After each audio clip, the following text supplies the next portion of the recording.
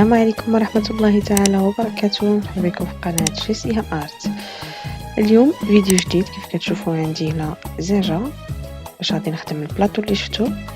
الزجاجة فيها 30 على 40 العبار ديالها، درت فيها واحد جوج تقيبات هنايا على حساب اليدين.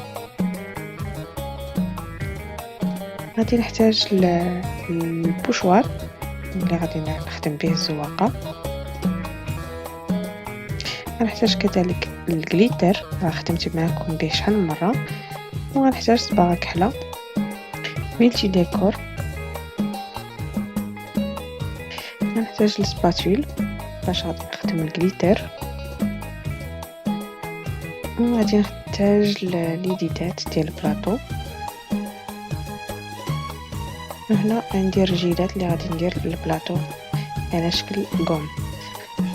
غادي نبدا على بركه الله. غادي ناخذ البوشوار، غندير ليه سبراي باش يثبت في الزجاجه مزيان.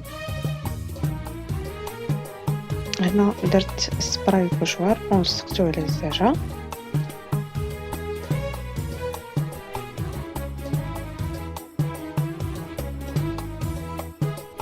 غناخذ هنا الجليتر وغادي ندوزو على البوشوار.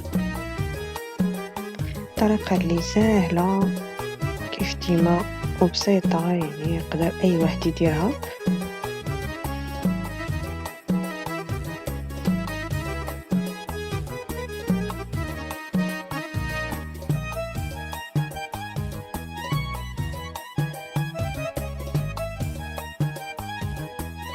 منين كنكمل الزواقه الوسطانيه كنحيد البوشوار. غادي نخدم الجنيبات لان البوشوار عندي صغير والزجاجه شويه كبيره. ونخدم الزواقات اللي في الجناب بوحديتهم على هذا الشكل هذا. نحاول ناخذ العبار باش يجوني كلهم يعني في نفس الزاويه.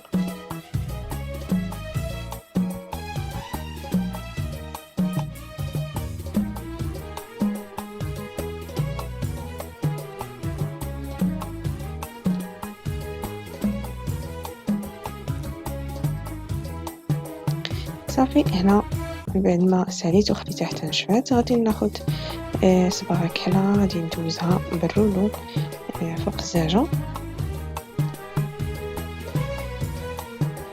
انا هنا درت دوكوش ديال الصباغه، خليتها دي تنشفات وعاودت واحده اخرى.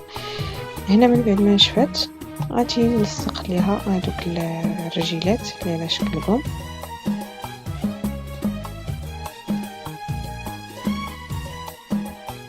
انا هنا درت في كل بلاصه جوج ديال القومات. وغادي ندوز دابا نلصق الامتداد. انا غادي نلصقهم بالطرنوبيس باش يثبتوا مزيان، يعني ما نلقاش مشكل يتقلعوا اولا شي حاجه.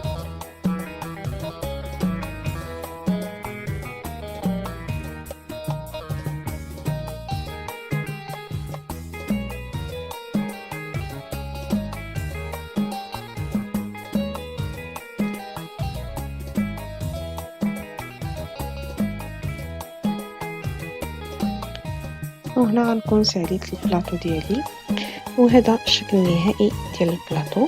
نتمنى انه ينال الاعجاب ديالكم، وعلاش لا ما تجربوش، كيجي كفكره زوينه ومختلفه ما تلقايش في شي محل وما غتلقايش في شي دار، يعني شي حاجه اللي متميزه صايبتيها بيديك. نتمنى الفيديو نكون ما طولش عليكم والفكره تكون وصلتكم.